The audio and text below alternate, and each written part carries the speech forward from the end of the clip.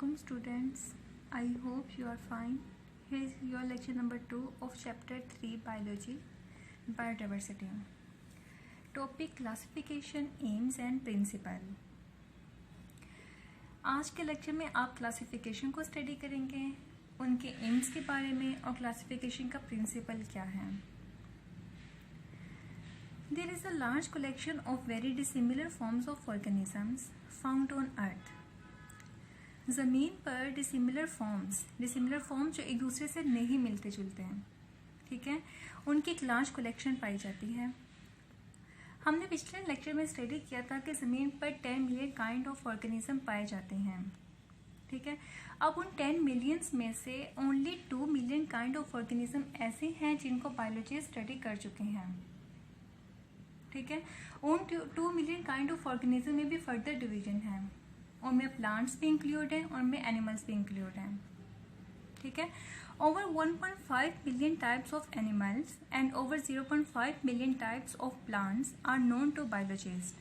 अब हम 2 मिलियन की बात कर रहे थे, उन 2 मिलियन में कौन कौन है? 1.5 million type of animal include है और 0.5 million type of plants include हैं जिनको बायोलॉजिस्ट जानते हैं. And these are only a small percentage of the total types estimated to live on earth. और ये बहुत कम परसेंटेज है as compare to 10 million. 8 million kind of organism ऐसे हैं जो अभी डिस्कवर ही नहीं हुए हैं, ठीक है, उनको बायोलॉजिस्ट डिस्कवर करने की कोशिश कर रही हैं. They range in complexity from small and simple bacteria to large and complex human beings. अब जो कॉम्प्लेक्सिटी की रेंज है वो स्मॉल सिंपल बैक्टीरिया से ह्यूमन बींग की तरफ जा रही है. Human being is a complex organism. Some of them live on sea, some on land, some walk, other fly and still others are stationary. उनमें से कुछ समुद्र में रहती हैं, कुछ लैंड पे, कुछ वॉक करती हैं, कुछ फ्लाई करती हैं, कुछ स्टिल हैं. Still others are stationaries. Still मतलब which are not able to move, जिनमें मूव करने की एबिलिटी ना हो, ठीक है. Each has its own way of life. हर एक का अपना वे ऑफ लाइफ है. Getting food, avoiding unfavourable conditions, environmental conditions. Unfavourable environmental condition में टेम्परेचर आ जाएगा, हार्श टेम्परेचर, वाटर आ जाएगा और सॉइल कैपेसिटी, सॉइल मतलब सॉइल की जो प्रॉपर्टी है वो आ जाएगी. Finding a place to live and reproducing its kind. When there are so many diverse kind of organism, it becomes difficult to learn about the characteristics of each. आप कहते हैं diverse kind of organism अगर इतने ज़्यादा होंगे तो scientist के लिए बहुत ज़्यादा टफ होगा कि वो हर एक के बारे में जान सकें, ठीक है. तो इसीलिए उनके स्टडी करने के लिए साइंटिस्ट ने उनको उनको ग्रुप्स में डिवाइड कर दिया है. तमाम ऑर्गेनिज्म को ग्रुप्स में डिवाइड कर दिया है. अगर ऑर्गेनिज्म को ग्रुप्स में डिवाइड कर दे तो इस टर्म को हम क्लासिफिकेशन कहते हैं, ठीक है. Classification is the term in which organisms are divided into groups and subgroups. क्यों किया जाता है ग्रुप में डिवाइड? ताकि उनकी स्टडी इजीली हो सकें, उनके बारे में हम बेहतर तरीके से जान सकें. To study such a large collection, biologist classify the organisms into groups and subgroups. And for this task they require some system. Biological classification is a method by which biologists divide organisms into groups and subgroups. Understand? Next topic, aims of classification. Classification के aims क्या हैं?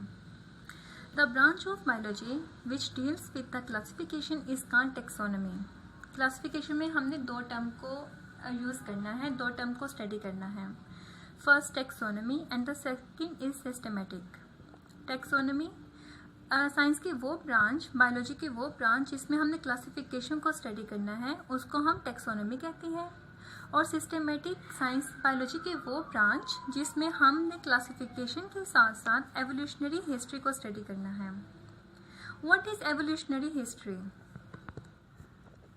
Evolutionary history is the relationship of organisms with their ancestors. कि एक organism का अपने आबाओ अजदाद के साथ कैसा रिलेशनशिप है उसको हम एवोल्यूशनरी हिस्ट्री कहते हैं. The branch of biology which deals with the classification is called taxonomy, and the branch which deals with classification and also traces the evolutionary history of organisms is known as systematics. The main aim of both these branches are, इनका मकसद क्या है, इन दोनों branches का main M क्या है, ठीक है, to determine similarities and differences among organisms that they can be studied easily. हमने उन ऑर्गेनिज्म की सिमिलैरिटीज़ को और उनके डिफरेंसेस को स्टडी करना है, मतलब ऑर्गेनिजम्स के दरमियान सिमिलैरिटीज़ क्या क्या हैं और डिफरेंसेस क्या क्या हैं, हमने उनको स्टडी करना है ताकि हम इजीली उनके बारे में जान सकें.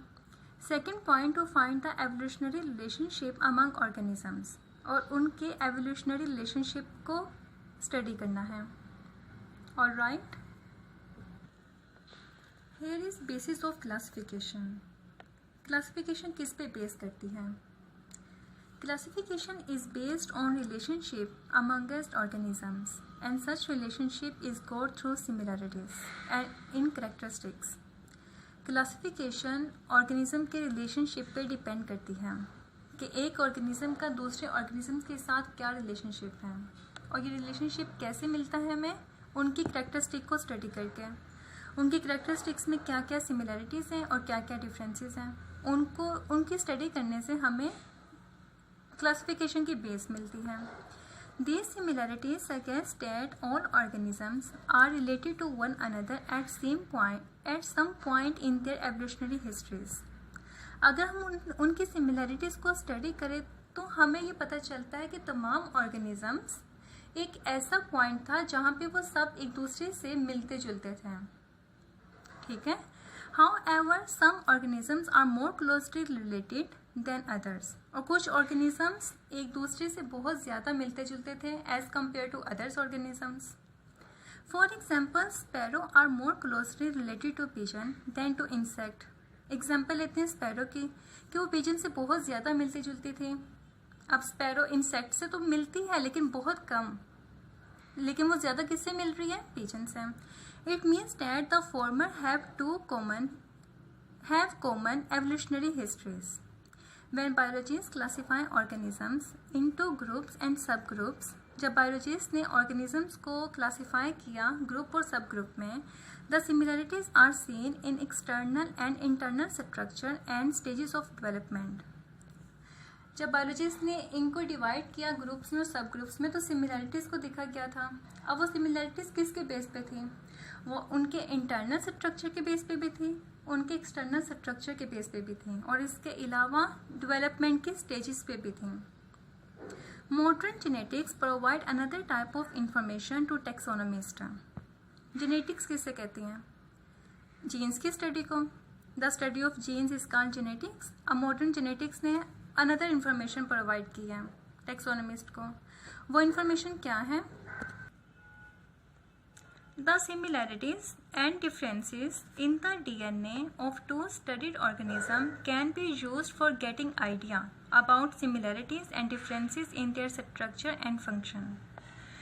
कहते हैं कि दो ऑर्गेनिजम्स के डीएनए में जो सिमिलैरिटीज़ और डिफरेंसेस पाए गए हैं उनसे हमें एक आइडिया मिलता है कि उनका जो स्ट्रक्चर, उनका फंक्शन कैसा है, मतलब ऑर्गेनिज्म के दरमियान क्या क्या सिमिलैरिटी है एंड डिफरेंसेस, उनके स्ट्रक्चर में क्या सिमिलैरिटी क्या डिफरेंसेस हैं और उनके फंक्शन में क्या सिमिलैरिटी और क्या डिफरेंसेस हैं. जैसा हमने यहाँ पे एग्जांपल ली थी स्पैरो और पिजन की, हमने कहा था स्पैरो जो है वो पिजन से क्लोजली रिलेटेड है.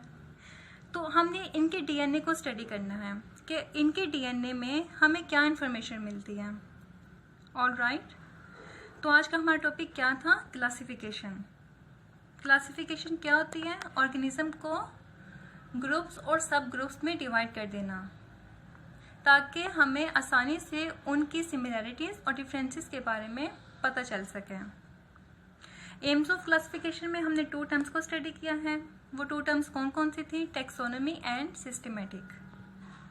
ठीक है, टैक्सोनॉमी किसे कहते हैं? क्लासिफिकेशन की स्टडी को. और सिस्टमेटिक किसे कहती हैं? क्लासिफिकेशन की स्टडी और इसके अलावा एवोल्यूशनरी रिलेशनशिप की स्टडी को.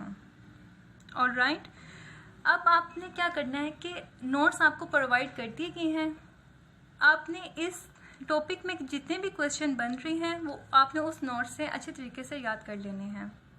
ठीक है, थैंक यू।